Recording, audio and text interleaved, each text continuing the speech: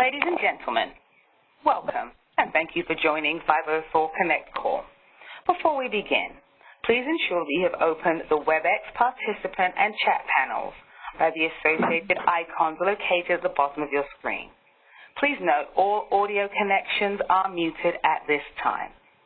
You are welcome to submit written questions throughout the presentation, which will be addressed at the Q&A session of the webinar. To submit a written question, select All Panelists from the drop-down menu in the chat panel, then enter your question in the message box provided and send. If you require technical assistance, please send a chat to the event producer. With that, I'll turn the webinar over to John Miller, Deputy Associate Administrator. John, please go ahead. Thank you, moderator, and welcome everybody.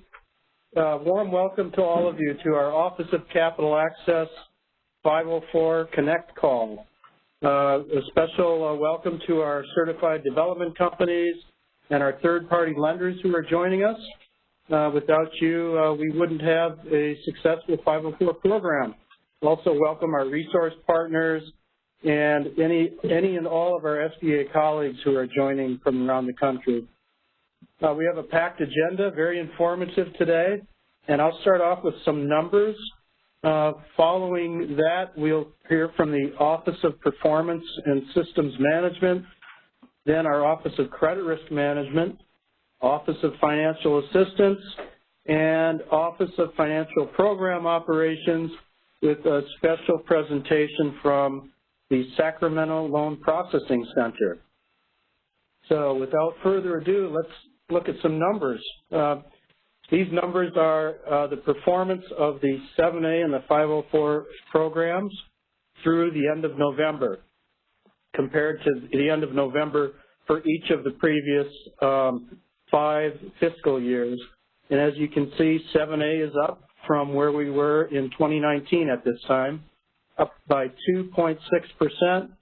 Around $3.6 billion in lending so far this year. And for 504, we're up a whopping 22%. So what a great year so far for 504, $1.1 billion. In fact, by mid-December, 504 right now is up almost 30%. So keep doing what you're doing out there. Great work, everybody. Then on to the franchise lending. 7A franchise lending is up by 5.7%, and 504 franchise lending is up around 43.5%. Now, there's a lot of noise in these numbers because they're so early in the fiscal year, but the numbers look great, and keep it up. I think that's it for the presentation on the numbers, and we'll hand this over to Steve Kacharski, our Director of Performance and Systems Management. Okay, thank you, John. Thank you, Ginger and Diana, for getting this set up. Couple quick updates. We have a lot in the queue in the 504 community. A lot of it we'd like to really thank publicly the champions of change that we work on these projects with that help us formulate these projects, and there's lots of folks from the industry engaged there, Kat and her team, and many others. So we appreciate the guidance we get directly from the industry on these projects. First off is lender match. It's a big priority that we've had for a significant period of time. I'll just quickly say, if you used lender match months ago and haven't used it in a while, I encourage you to check back. We've done a lot of work with the search criteria to make it easier for you, the lender, to be able to check in and find the type of deal that you want to get to right away. We've seen improvement. It's getting a lot of good press. So I just encourage you, if you looked at it before, maybe it wasn't as useful, check back. We're getting a lot of good press out of that recently, and we've made some significant on that issue? Yeah. Just to let them know, I don't know if you can hear me, this is Diana, but we are now on the radio with Lender Match as well. Yeah. So I've heard it a couple times in advertisements, so we're getting better coverage from the outside press in the world, so your applicant borrowers should begin to be more informed about Lender Match as well. So thanks for the extra press, and thank you, Steve, for keeping it going in the right direction. Thanks, Diana. And just Thank you. I appreciate it. And a quick reminder, Bill Manger is really nudging us to make sure we get that converted, at least a version of it converted into Spanish, which we're hoping to get in the next few months here. So we're working on that. So again, even more, hopefully more widespread use of Lender Match. Then corporate governance, as you know, that's been a project we've been working on for a while. We have just about all of our CDCs that are signed up. Documents are being sent to OCRM. We appreciate the work that OCRM's doing by consuming these documents. So we're just moving down the path to make it a little bit easier to exchange documents with OCRM to help out with the reviews. So if you're not using corporate governance, again, I encourage you that folks are starting to see results coming from that project. With closing, we are formally in the pilot stage, so we currently have 4 CDCs working with district council in our closing environment, working through some documentation. That's going to lead to some changes, and then next month we'll be doing some widespread training for the industry on how we're going to roll out the closing module so folks are more familiar with it. It's going to be based off the piloting we're doing now, and that's going well. And then a project that's a little bit in the background, but we are putting some effort into it, is that we have a commitment, by the end of this fiscal year to really make significant progress on the 504 loan authorization to get that integrated in with E-Tran, fully electronic, and make some significant improvements there. So that's a little bit in the back burner, but there's a lot of work being done on it parallel to some of these other projects.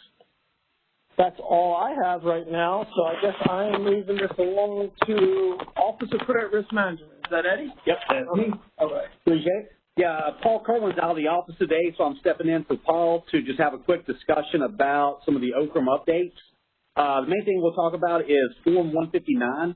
For the 7A federally regulated lenders, we're currently doing a very targeted review on the forms to see what can be done as far as giving guidance to the field as far as how to complete the forms accurately. So as you go through, just make sure that you're aware that regardless of how you generate the form, whether it be from a system such as SBA 1 or a third-party provider, or even if you just type it up manually, that the CDC is responsible for form accuracy. One of the issues that we are seeing in a lot of the forms is you'll have an agent who provides multiple services. Just make sure if the same agent is providing more than one service, that you identify all applicable services in the check boxes, and that the fee box below that, or that grid, reflects the monies that were paid to that agent. Another thing that we're seeing is, as a broker gets their fee, or a referral agent, a lot of times that exceeds $2,500. So if you have a broker fee that exceeds $2,500, be sure that you check the box identifying that an itemization is attached. And then a typical attachment that we see there is a copy of broker. So just make sure that you check the box indicating that the fee exceeds $2,500 and that you make the attachment there. And then also when you complete the form, make sure that you have an accurate FERS number as it goes through. We're seeing some lenders use their location ID, or they'll use the FERS number plus an auxiliary code to it. When you complete the form, just make sure that you just have the FERS number there. And then also as it gets into loan files, one of the things that we're always focused on is make sure that you have consistency throughout the loan file. That pertains to all your basic documents. And one of the things, going back to the 159 we look at, is when we're checking for consistency there, we're looking to see the amounts on the 159 reflected, and then we'll look at your disbursement documents as well to make sure that everything reconciles there. So as it goes through, that's all that I have. So I will now pass it on to Diana Seaborn with the Office of Financial Assistance. We really are passing this phone around. If you can't tell, our spider phone is broken, so we're using a cell phone.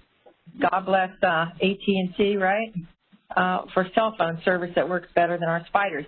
Good afternoon, everyone.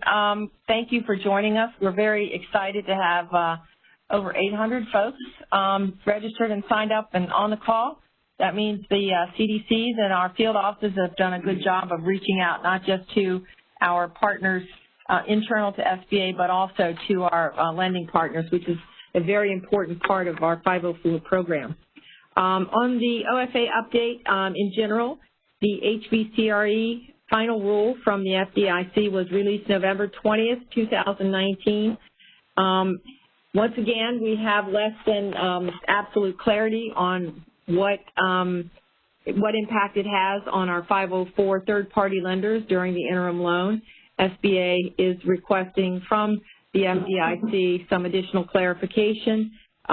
We seem to continue to have this confusion between our economic development and our their community development, and trying to marry them. So we're going to continue to work on that. Linda's on that topic, and working to get something back to them with council, the request for additional clarity for SBA loans. We did, as you know, make the request that we be categorically excluded from the issue because the 504 permanent loan, in fact, removes the lender from the 90% risk place, and we did not get anything definitively written into that final rule. So more to come on that. The SOP 5010-6 update, we are beginning to work on the calendar to schedule training. We again will give you 60 days notice before it becomes live, so you'll have 60 days to review it, 60 days to go through training both in 7A and 504 and CA with regard to the changes in it. It's a much more user-friendly document, so we'll work with you on that to make sure that you understand it fully and you have good functionality before it goes live. And Linda will be training schedule for the 504 participants on the SOP. Included in the SOP 5010-6 will be additional detailed guidance on Rob's 401k structures. What we are seeing is that lenders and CDCs are having some difficulty at properly identifying what is a Rob's rollover, where the funds are taken from a personal 401k or on behalf of the one of the principals of the applicant and used as the equity injection. Those companies, by IRS code, have to be set up as corporations, and so they're being identified in E-Tran as a corporation, and we need to make sure that you have proper guidance and your customers have proper guidance on their responsibilities in a Rob's 401k in terms of making that 401k available to all employees of the applicant company, limiting distributions, and doing the appropriate reporting subsequent to the organizational structure being approved through IRS. IRS transcripts. Just a note, the Taxpayer First Act, Section 2202 of the IRS code will become effective December 28th. What that is basically is a requirement for you to have specific authorization from an applicant identifying the purpose in which you can use that information and who you may or may not share it with. And that information is going to be provided at some point in time from the IRS. Understand, please, that SBA has absolutely no control over it. It is not an SBA requirement. It's an IRS code requirement. Again, the Taxpayer First Act, it was approved in July of 2019. It will become effective the 28th, and it's basically saying that your customers have to give you specific authority to use the tax ID number to secure information and with whom you may share it. So we are recommending that you discuss with your counsel, your internal counsel if you're a lender, and your CDC counsel if you're a CDC, to determine, what impact it may have on the documents that you use. I'll just make a note out of the fact that our 413, SBA 413, which is the personal financial statement, which you're not compelled to use now, does in fact have a statement on it that the information collected can be used in any appropriate manner for the securing of the credit with regard to an SBA loan. So those of you that are using the 413, you might want to have your attorney take a look at that, and those of you that aren't may want to step back and take a look at that SBA form again. It hasn't been used, it hasn't been a required document for some time, but when we reviewed the document, it does have language on it that indicates there's authority by your client to use the information to secure the credit, specifically to secure the credit. I don't think I have anything else to say except, hope everyone has a wonderful and safe holiday. We appreciate everything you've done this year. We've had a great year. We're out of the chute for another great year. And we'll continue working with you on that. And okay, here's one last bulletin in, guys. Form 912 is now on the public-facing website. Thank you so much for nagging our web team long enough to get it the current version there. So the expiration date, as you know, is July 31st, 2022, and it has been on the internal website for those of you on the phone that are with SBA for some time, and it is now public-facing on the SBA.gov website for your CDCs and your customers to use. So it is the appropriate one. We know that Eddie is looking at which form you're using when to make sure it's appropriate, and you've got the right form, and now you have the right form available to you on the website. So that's it, and I'm passing this nice little pink cell phone to Ginger. Wouldn't have it any other color. So we've got 2 questions in before we move forward, one for OPSM, and Sherry, you're here, maybe you can answer this. First question is, on lender match, can you be specific on the changes? I've noticed reduced volume in Ohio, Kentucky, and West Virginia since July.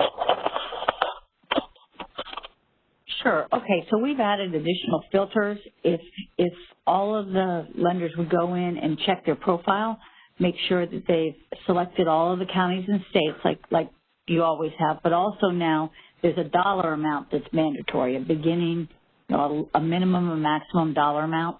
Make sure that that's entered.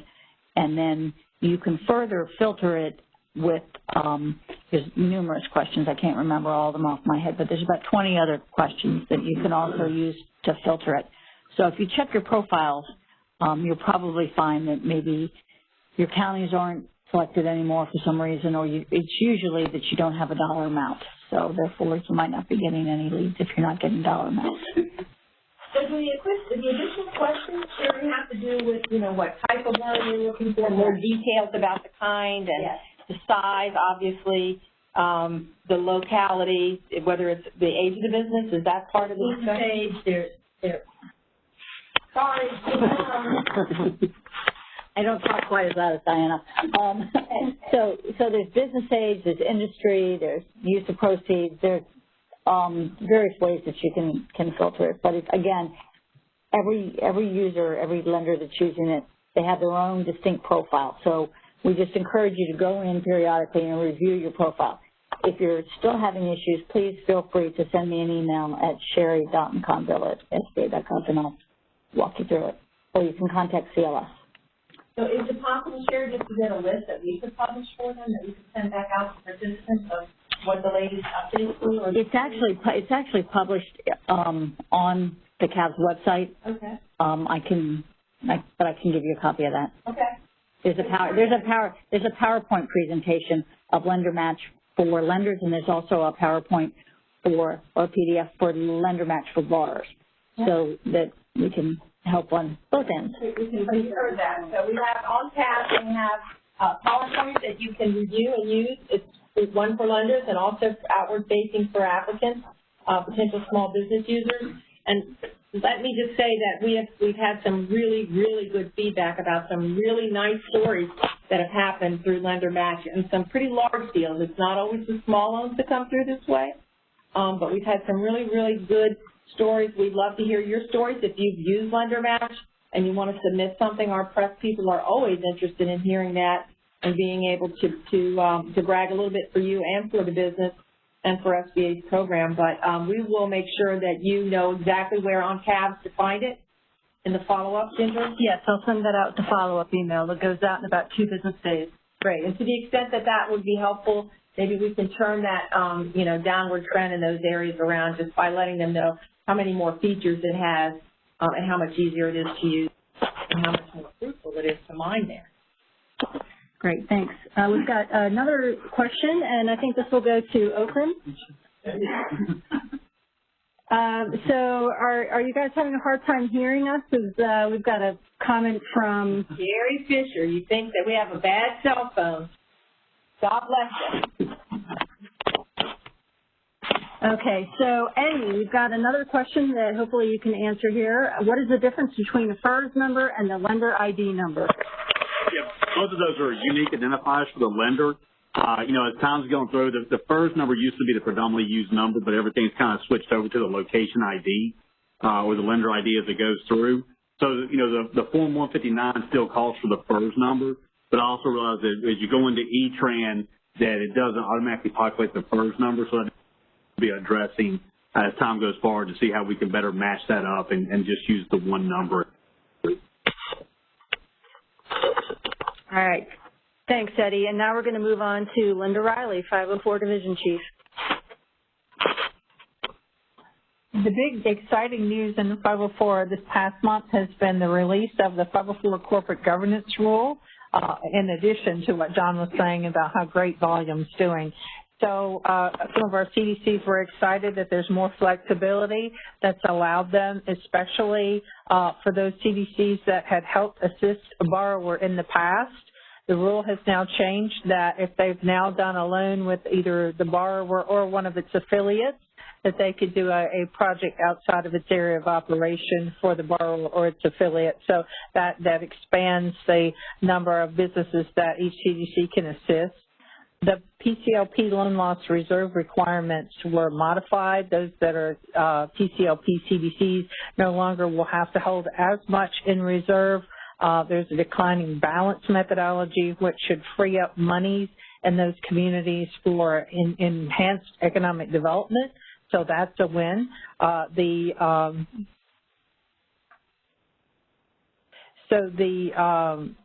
CDC board requirements were streamlined. The CDC's auditing of financial statements requirements were reduced for small CDCs, and the ownership requirement for CDCs was updated.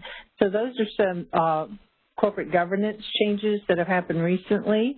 And then on the program side, there's going to be more training, as Diana said, with the release of 50.10.6 on both corporate governance and eligibility. And in the spring, we're going to have a new CDC executive director training.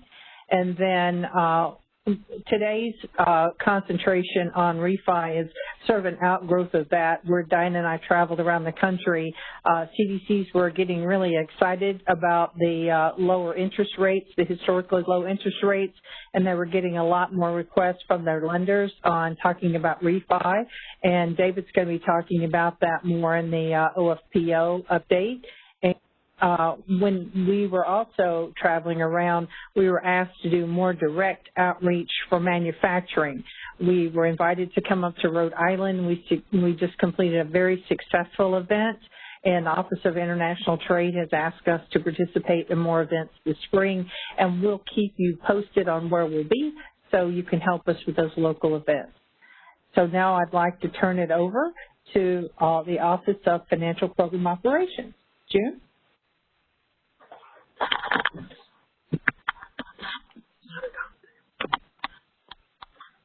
Hello. Thanks, John. Just a couple of plugins for our team. We have SOP 5055 in progress right now, so if you guys have any feedback or wanted to make sure that some of the changes you're requesting are included, please send us an email to sop5055@sba.gov. Another pitch is that we have our survey going on. It's been going on for a year now. We've getting great feedback on that and made several changes to our operations as well as a training for our staff. So if you guys could continue to provide feedback for us, we'd appreciate it. It is under the emails and signature block. It's in red letters and how we're doing. If you could give us a feedback on that, we'd appreciate that. Another shout out will be for our team in Sacramento. They're keeping up with the turn time of 5 days, and given that more than 20% increase in our volume. So we want to give a shout out to our team. Next, Ian and David presenting. I just wanted to turn the phone over to them. Great. And Ian, before you guys get started, we've got a couple more questions on our end that we're hoping we can go on. And Sherry, you look like you have something to say. Right. I had to step out for a second, but I can see that there was some confusion around location IDs and lender IDs. Okay, the location ID is the same, is what uniquely identifies a specific lender in our partner database. It's at the same level as the first number. So there's a one-to-one relationship between lender ID and location ID. If somebody wants to find out what their lender ID is, they can go into CAS and they can look it up in PIMS, or if they're in E-Tran, they can go into E-Tran and look it up in E-Tran. So I think there was a little bit confusion. It looks like there was a little bit of confusion about that. So I hope that cleared it up. Thanks, Sherry. Let's see, we have another question. Did I hear a panelist say that SBA 413, the personal financial statement form, is not required? That's correct. You're not required to use the SBA form 413, but we do recommend that, especially in light of what Diana was discussing earlier about Section 2202 going into effect on December 28th that requires written borrower consent. So first of all, we recommend that you talk to legal counsel about that to make sure that you're covered. But until you do get that from your legal counsel, we recommend at least use SBA Form 413 for your personal financial statements until IRS gives us more information going forward. Do we have any other questions before we move on to SLPC for their debt refi? All right, we're looking good. David Miller out at SLPC, you want to take it away and discuss debt refinance? Absolutely. Well, thank you very much. Ian, did you want to say anything before I get started? Yes. Thank you, Ginger, and thank you, June. Good afternoon, everyone, and thank you very much for joining us for another great Connect call today. Now, for the first quarter of the new year, we are happy to report to you that the 504 loan volume continues to increase steadily. And as the volume of both new applications and searching requests have increased and coupled with the holidays coming up, our turn times are slightly impacted. And as of right now, the average turn times for both new loan and searching requests are between 4 and 5 days, like June mentioned earlier, and the turn times for environmental reviews is about 2 days. So to allow us to maintain acceptable turn times and efficiency, we would ask that you would only request expedited handling for cases where there's a financial hardship to the borrowers. Now, although with the higher volume in both applications submitted, the average first pass yield remains to be good, between 59 and 60%. And this is very good indicator that the efforts of the CDCs are providing in improving the package completeness. So we appreciate that very much. Now, during this past year, the center has hosted several visits from CDCs around the country where we spent time, discussing best processing practices as well as trying to know more about each other's personnel and staff. So both the center and the CDC's visitors believe that the meetings are very beneficial in terms of building a strong relationship and improving credit writing. So we hope that we will see more visits in 2020. For the processing topics that we are presenting today, I'd like to introduce Supervisory Loan Specialist David Miller, who will present to you some of the most common topics in the area of refinancing with and then without expansion. So with that, I would like to turn it over to David. Thank you again, everyone, and happy holidays. Thank you, Ian, and again to everyone on the call, on behalf of all the people here at the Sacramento Loan Processing Center, thank you for joining us today.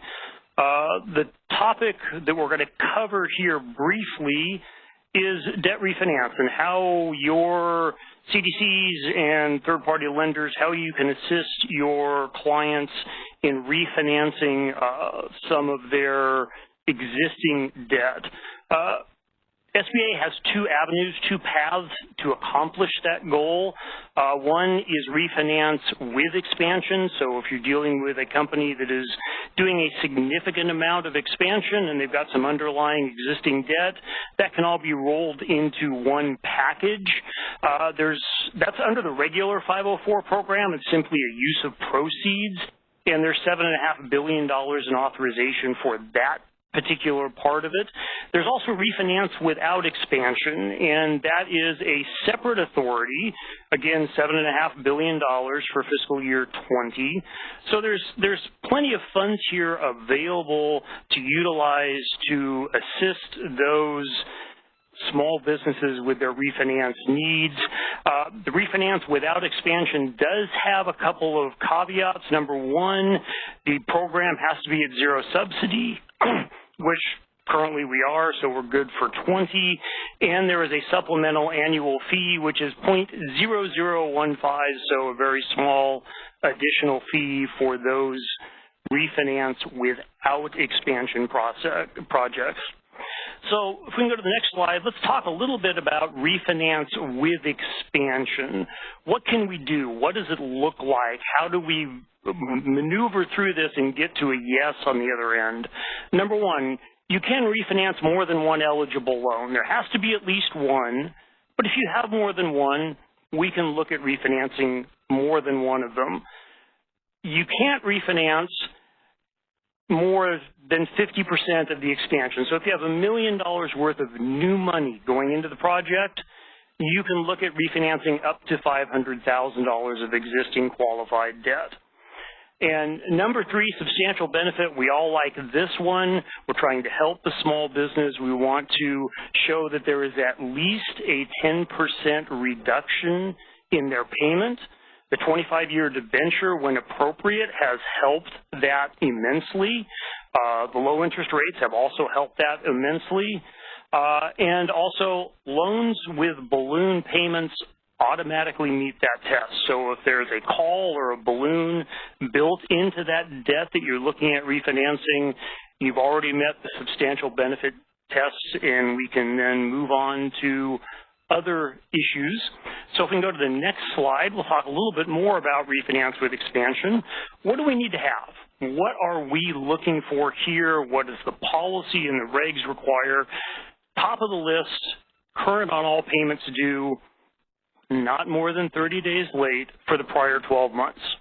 We just need to understand and have documented to us they've been making their payments within that 30-day window for the previous 12 months. The second one, the equity that currently exists in the real estate and the equipment that you are refinancing can be used as the borrower's contribution. So if they're doing an expansion and they want to use that equity as part of their borrower's contribution, either in the real estate or in equipment that is part of the refinance, we can look to accommodate that for them, lessening the amount and potentially eliminating the amount of actual cash out of pocket that they may need in order to accomplish the goal of the expansion. We do need to have a copy of the debt and lien instruments submitted with the application for this part. And there is limited refinancing of existing 7A loans. It's not something that is automatic. There has to be an unwillingness or an inability to modify the current payment schedule on that existing 7A loan. And if it's same institution debt, if the third-party lender on the new project is also the holder of that 7A debt, then there's another step that we're looking at that essentially says they must be unable to modify the terms because of a secondary market sale, and the investor will not agree to modifying those terms. So yes, it can be done, but please be advised that we're looking at some additional requirements in order to take out that existing 7A loan. But if they're doing an expansion, it certainly is a possibility. So let's now talk, if we can go to the next slide, let's talk a little bit about refinance without expansion. Number one, again, we've got a theme going here, qualified debt. You've got to have a qualified debt in order to be eligible to participate in the refinance without expansion. Qualified debt, we've defined it in the regs. In a nutshell, 85% or more of the proceeds were used to acquire assets eligible for financing under the 504 program. Real estate, long-term equipment, that's what we're looking for to meet that 85% threshold. And number two, the debt was incurred not less than 2 years ago. So it has to be seasoned at least for 2 years. Now, we've looked at it, and we came out, if the loan was refinanced within the prior 2 years, you still may have eligibility if the effect of that most recent loan was essentially to extend the maturity date. We didn't give them any new money, we just extended the maturity date. Then we're generally not going to have a problem with that most recent refinance. And that the collateral is the same. They didn't take or remove collateral from the project that was originally there. And again, we need to go back that the original debt was 2 years old. So we've got to have a debt that's been in place for at least 2 years. For the without expansion, we can't refinance federally guaranteed debt. So the 7A loans, others, those at this point cannot be refinanced as part of a refinance without an expansion. The debt has to be for the benefit of the applicant. So whatever your applicant's small business concern is, it needs to be their debt. Can't be an affiliate debt. It needs to actually be their debt.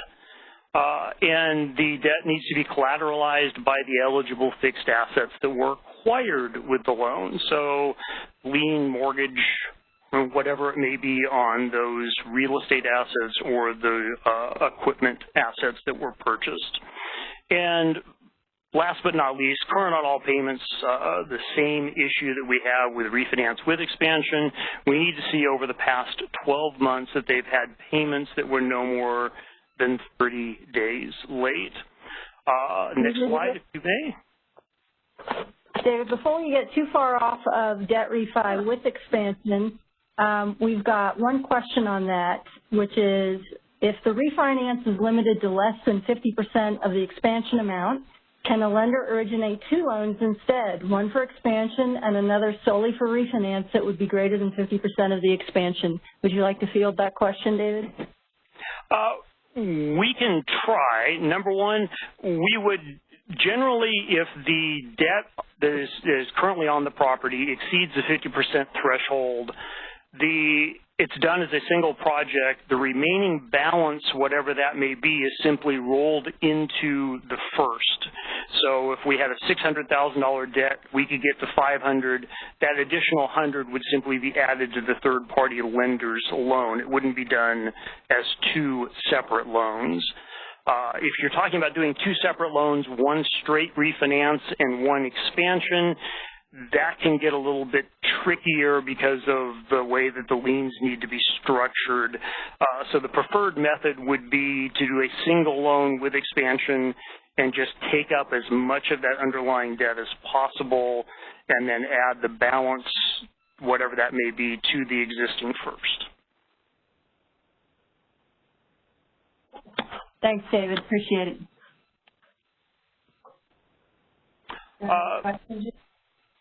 Did you want to do some more questions, or do you want me to continue on without expansion?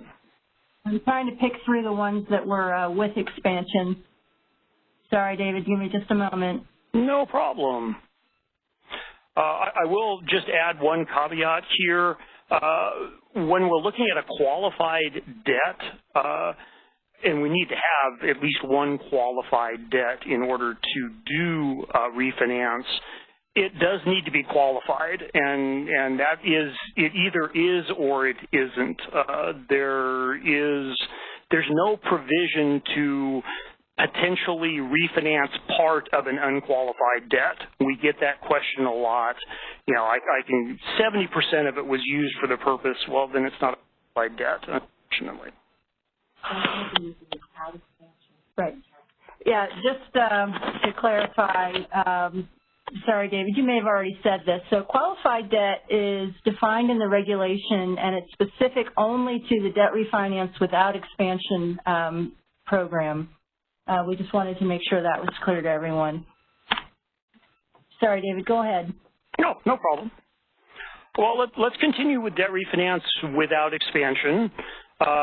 Requirement for the debt to be current and incurred not less than 2 years before the application date. Payments must be current. Modifications except to extend maturity must have been more than 12 months prior to the application. So if they got a modification and that modification reduced their payments for a period of time, that's got to be at least 12 months in the rearview mirror before it can come in. If they got a modification to extend the maturity for another 90 days or another 12 months, we can deal with that as if it's within that 12-month window. But if they modified the payments or did something else, that modification has to have at least 12 months under its belt before we can look at it. Private notes, we can refinance private notes, seller carries, those things. They do require a little more information as far as evidence of payments being made on time. Generally, what we see to support that is the applicant's bank statements showing the payments having been made. Or the refinance without... That brings us to another question. Okay.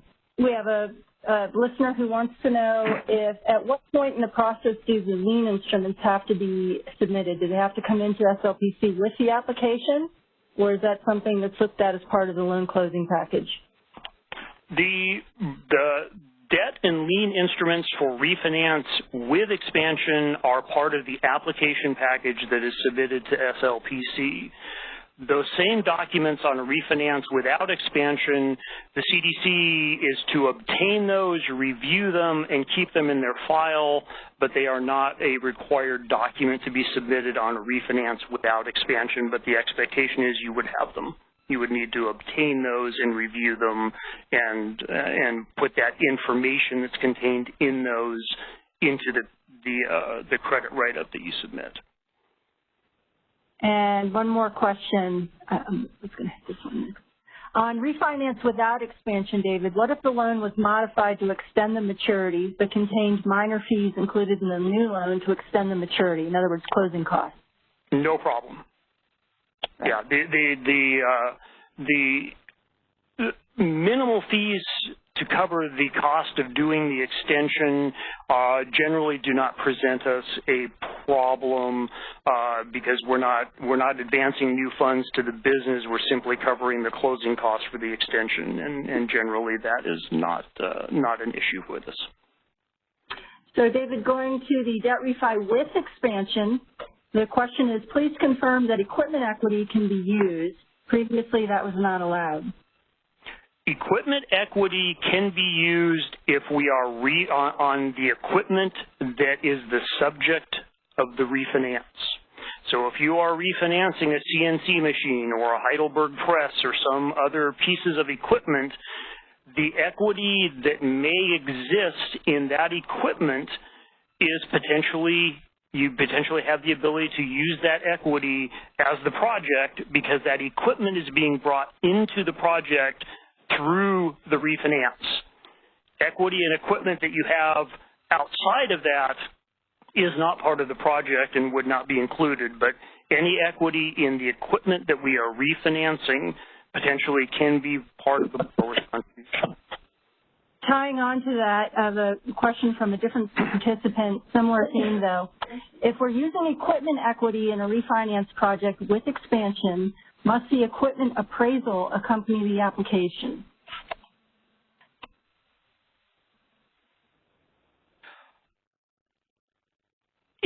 It should accompany the application for the refinance with expansion.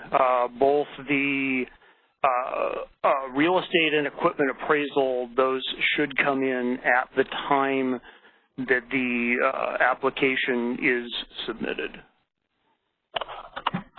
Okay, and sticking with equity and equipment, a different panelist asks, if the borrower is looking to apply for a 504 refi with expansion, you mentioned the equity that is in the property and equipment can be counted towards the borrower contribution. How is the equity in the equipment calculated?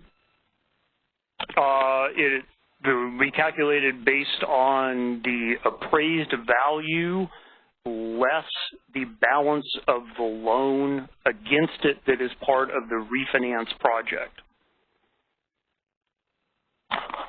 Great. I think that answers all the questions that we have in right now, David. Okay.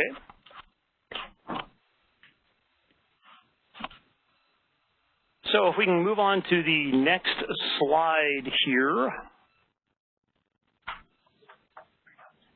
One of the things that is unique to the refinance without expansion is the ability of the small business to potentially access the equity that exists in the eligible fixed assets for the purpose of eligible business expenses. And the SOP details what eligible business expenses are, and I'm not going to go through a whole lot of them here, but essentially they're operating expenses that were accrued but not paid to or that will become due within the next 18 months. So we're looking at salaries, rents, utilities, inventory, and I know some of these things are uncommon in the world of 504, but through the eligible business expenses with refinance without expansion, some of those things now have the ability to be an eligible part.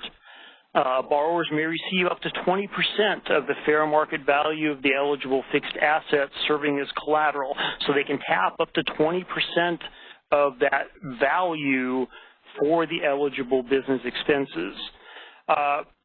Business lines of credit and credit card debt is potentially eligible to be paid as an eligible business expense, need to be in the name of the business. And any other operating expenses that can be that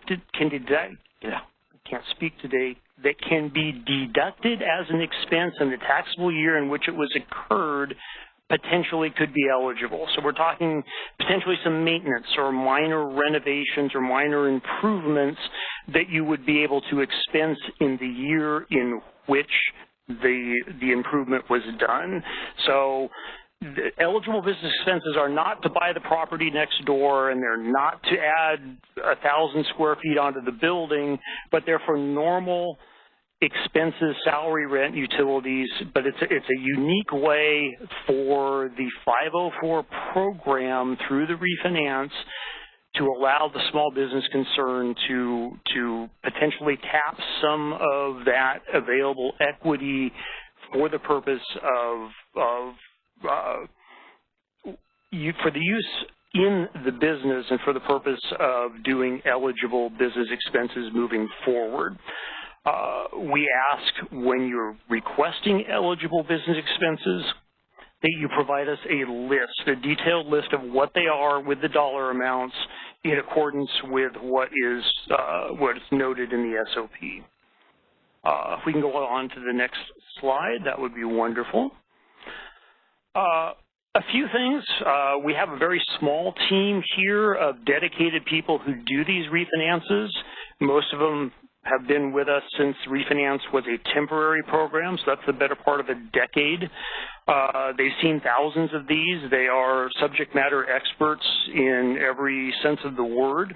So we asked a few things. If they could talk with you and have an audience, what would they like to see? So these were a few of the things they came up with. When we're refinancing multiple notes, discuss each one separately. Just 1, 2, 3, 4, however many there are. And we've seen refinances where we've had 15 or 18 eligible notes. It gets a little cumbersome when they're not broken out. So please just break them out for us. Tell us what the eligible fixed asset was that was acquired. Did they buy the real estate? Did they renovate the real estate? What was it? Just let us know what it was. Discuss the collateral that is securing the debt. Is it just the real estate? Is it the equipment? What pieces of equipment? We need to have that kind of information. And again, when the project includes eligible business expenses, please identify those in accordance with the guidance that's in the SOP. Makes their life a whole lot easier. They can get through these faster and get you a decision, preferably a yes decision in a much more timely fashion. So if we can move on to the next slide, unless there's some questions that you'd like me to tackle at the moment. Yes, actually a few just came in as you were asking. So let's hit the first one. Can a refinance with expansion include a partial refinance of an of an existing loan that was used for fixed assets. The original loan was 50% equipment and 50% goodwill and inventory. They're now purchasing the building and want to include the equipment portion into their 504 loan. It appears the SOP allows the portion used for equipment to be eligible. Is that correct?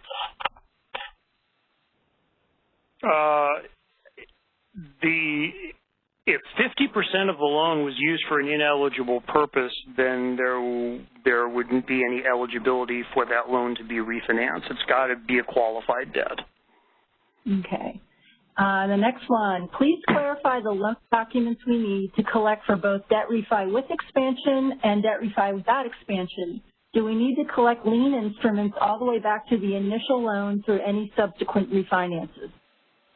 And that is covered in the SOP, by the way, that particular piece of information. But David, do you want to comment on that? I would just comment to follow the guidance in the SOP and then submit for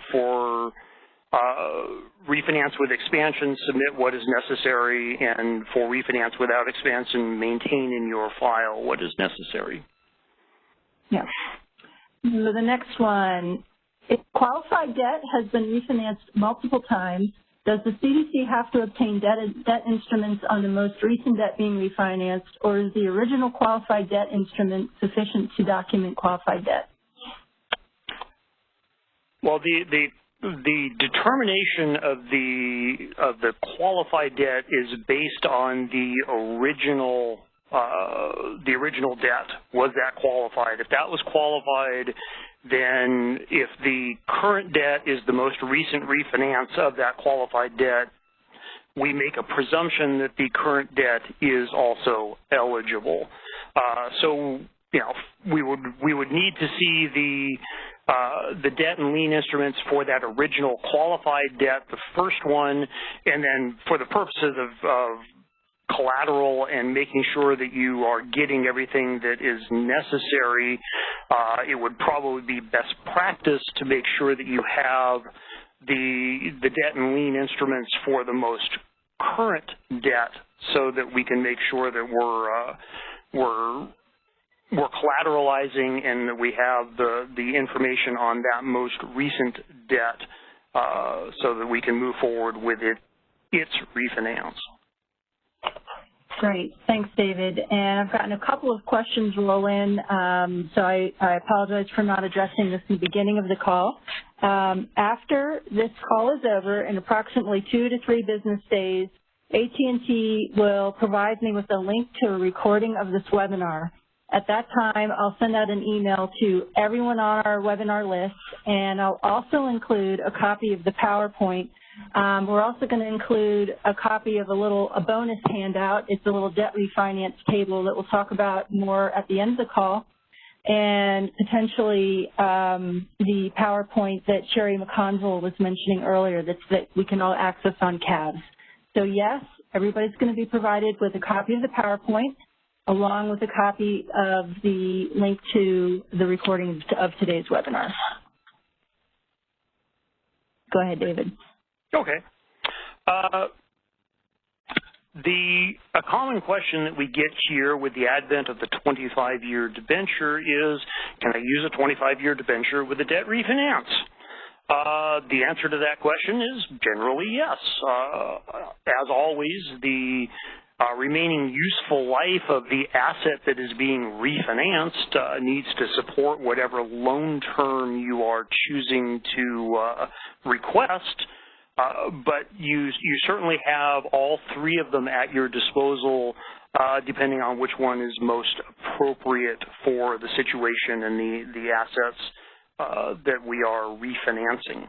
So, if we move on now, I would like to very briefly go through a couple of refinance scenarios, if you will, and give you a couple of deal structure ideas without getting too technical and getting too out in the weeds on these. So if we can go to the next slide, please. So if we have a refinance with or without expansion, and none of the debt was used to acquire a fixed asset and none of it is secured, then we don't have a loan. The acceptable structure is none, unfortunately. You have to have a qualified debt. It had to have been used to acquire eligible fixed assets, and it needs to be secured by those eligible fixed assets. If it doesn't meet that test, then there is no eligible debt here to refinance.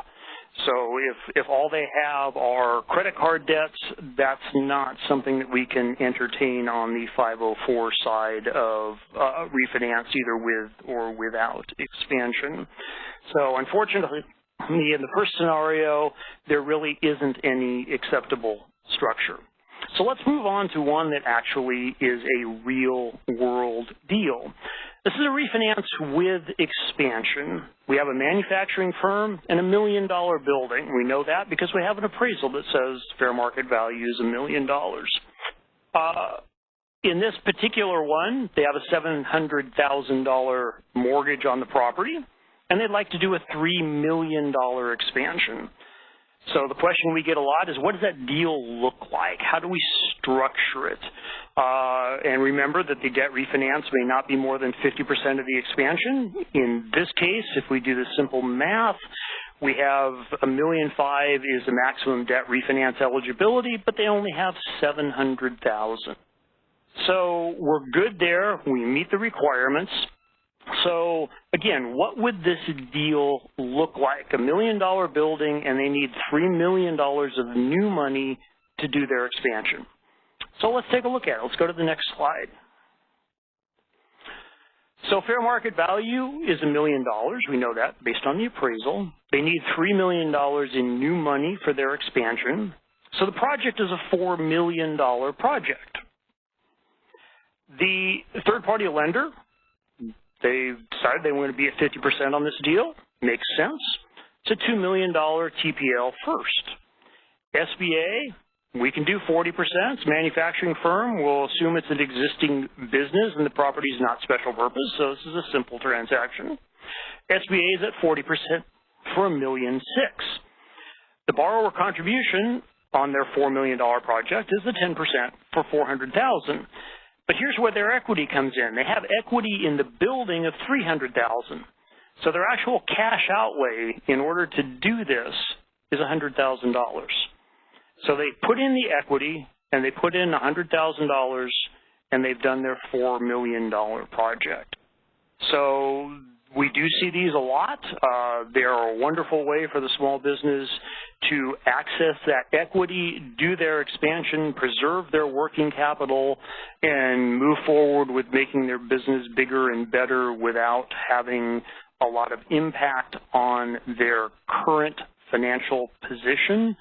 And as well, you know, they have the ability then to do the project without the necessity in many cases to borrow a substantial amount of additional money or use their cash for their borrower contribution.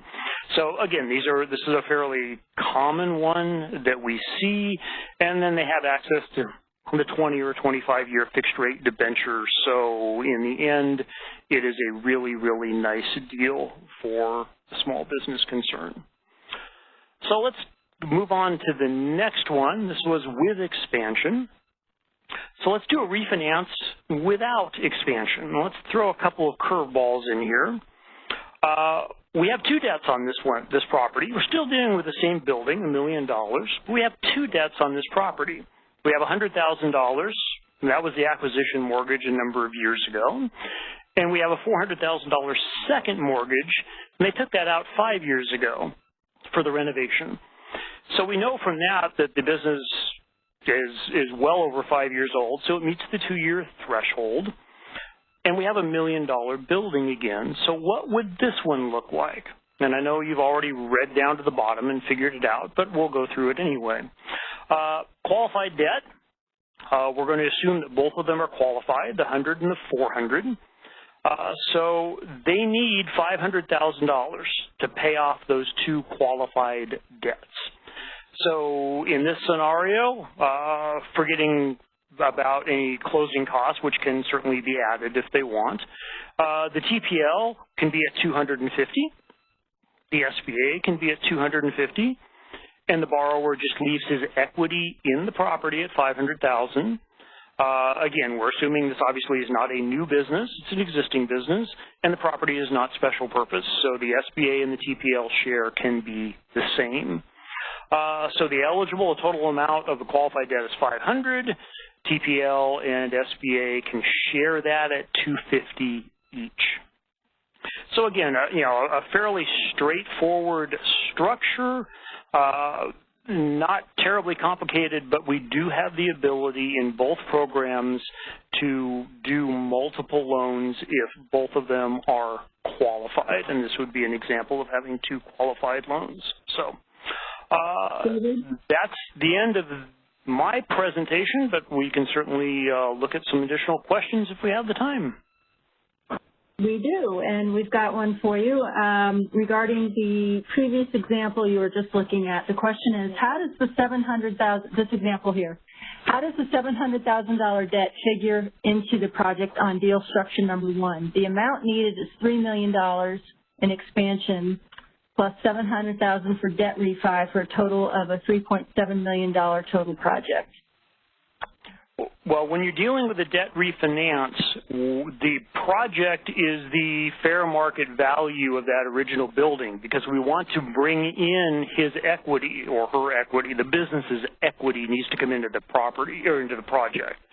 So the project is $1 million, which is the building, and the $300,000 or $3 million in renovation. So your total project is $4 million.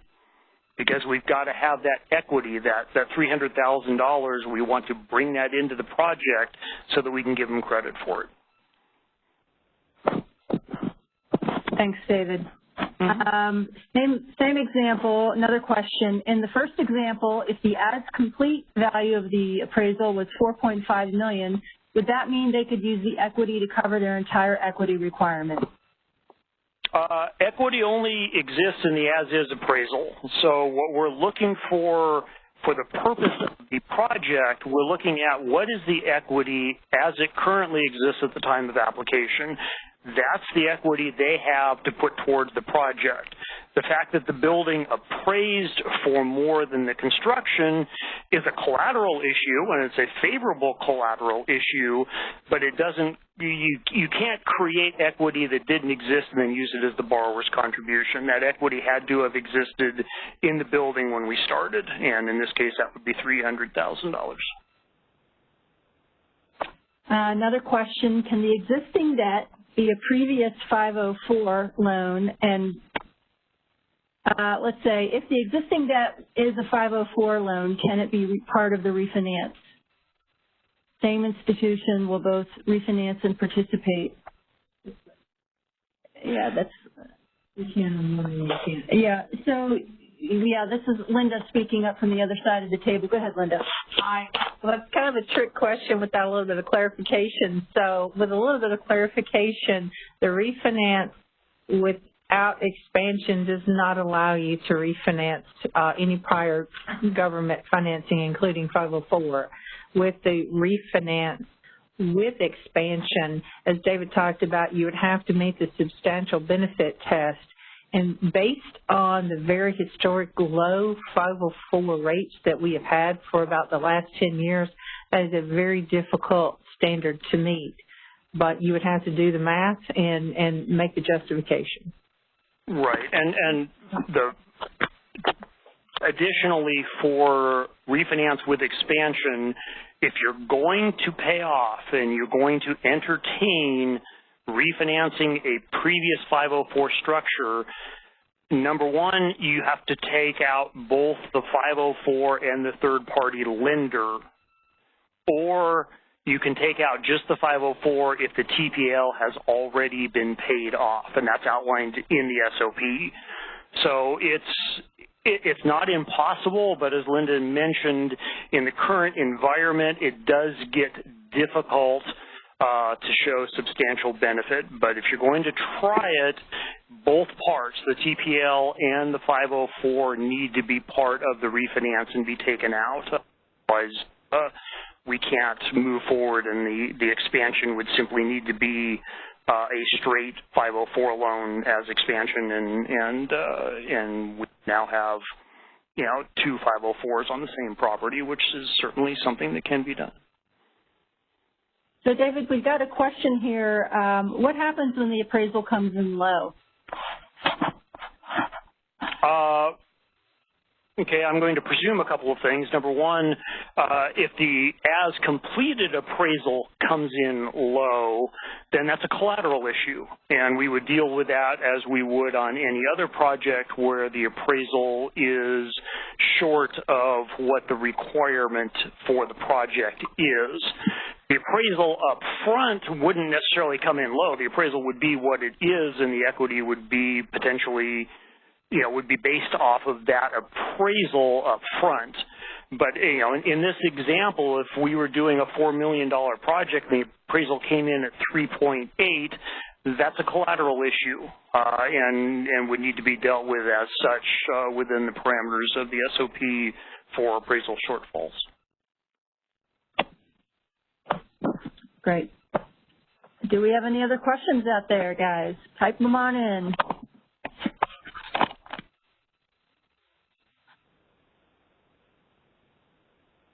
Michelle, can you go to the phone lines and give people an opportunity to make a verbal question? Certainly. Ladies and gentlemen, if you would like to ask a verbal question today, please press #2 on your telephone keypad. You will hear a notification when your line is unmuted. At that time, please then state your question. Once again, #2 for a verbal question.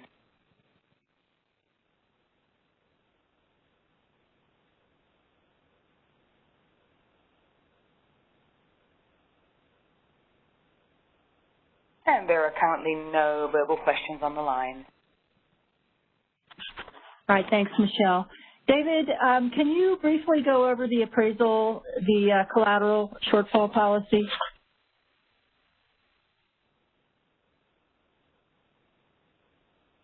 I can certainly try. The expectation, obviously, is that the appraisal will come in where to support the total project cost. If it's outside of 95% of the total project cost, then we're going to be at least asking a question of, you know, how are we going to mitigate or address that shortfall, whether it's with a reduction in the project or additional collateral, et cetera. So we look at all the appraisals on a case-by-case basis, and we look at the project individually, trying to ascertain what the issue is and how best to mitigate it if that's even possible. We do have a question on the line. Go ahead. Caller, your line is unmuted. You may ask your question. Hi, good afternoon. This is Matt Collins from Granite State Development. On a debt refinance without expansion, and we take 20% of the appraised value for business expenses, can we also add professional fees for closing costs in addition? Thank you.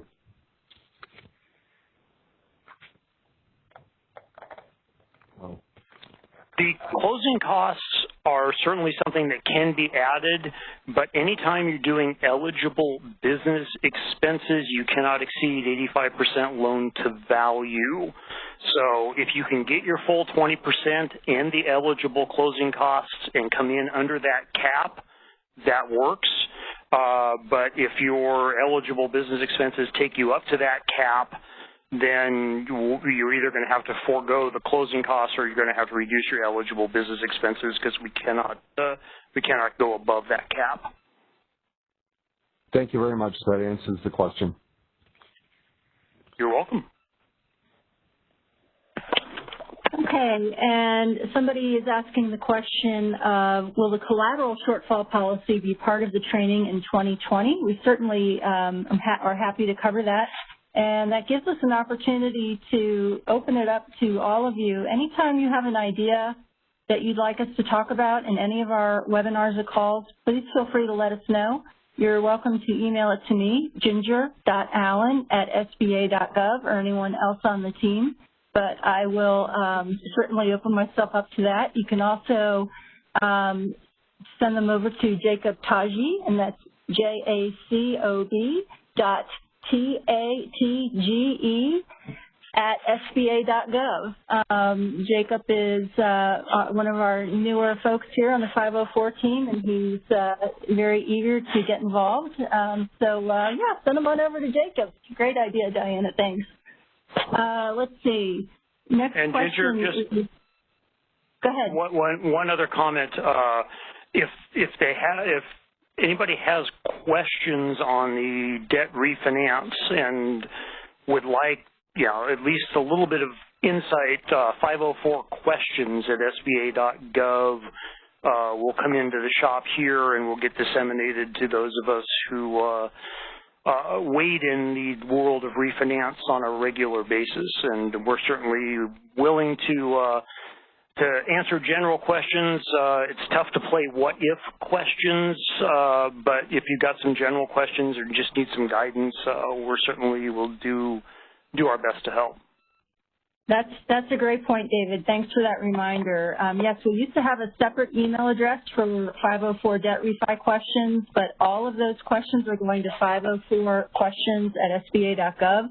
And as David mentioned earlier, their team is seasoned, and they've been doing this since this was just an idea in someone's head. So they're absolutely the right folks to direct your debt refi questions to. I'm afraid a few of them have a few more gray hairs, but they're still doing them. So we have another question here. To clarify a point on eligible business expenses, eligible business expenses can be operating expenses that the applicant expects to incur in the upcoming 18 months, right? They don't necessarily need to be accrued expenses. That is correct. So you can project into the future what your needs are going to be over that 18-month period, whether that be for wages or whatever, the eligible business expense. But no, it doesn't have to be currently an incurred expense. We can go out into the future. All right, great. I think that the questions is more or less stopped here, so we can wrap it up. David, did you have any final points you wanted to make on debt refinance? No, just, as you send them in, we will work through them to the best of our ability with you. The main thing, the stumbling block we see a lot is simply documentation that the payments have been made within that 30-day window for the past 12 months. So if you can work with us on that, get us that documentation, especially if you have been working on it at the CDC or the bank for a period of time. By the time you get the application to us, make sure that we're within that 30-day window for the payment. If not, go get the transcript for the last payment that needed to be made so that we don't have an issue and we can move the files forward. Thank you so much, David. This has been very helpful. We really appreciate you doing this for us. Now we're going to talk about our upcoming calls. Before I dive into that, I want to let everybody know that we've started a new group of calls called the Community Advantage Lender Call, and Jean Tucker in Oakland is going to be leading those, and that's every other month, so 6 calls a year. And that will be kicking off in early January, if I recall, January 8th or 9th. I happen to know she's just received the login instructions for that call. So if you'd like to be a part of that, send her an email and ask to be on the call. That's Jean, Jean, Tucker, Tucker, @sba.gov. She already had one call, right, Diana? Yeah, and it went off very well. So our next one is in just a couple weeks. Right, and Jean's oversight. So what you get is their perspective on reviews for the CA lending program. Great. Then in a couple of weeks, we got the 7A Connect call on January 14th. And if you that's the login instruction there. We're transitioning over to having everybody pre-register, and that way we have your email addresses, and it makes it easier for us to send out any after-call information. And then the next 504 Connect call is March 24th, and we're looking forward to seeing you all again that day and time. That wraps it up. Does anybody in the room have anything else to add? Thanks, everybody, for attending, and we look forward to seeing you again. Happy holidays. Happy holidays. Everybody be safe. That concludes our conference. Thank you for using AT&T Event Conferencing Enhanced. You may now disconnect.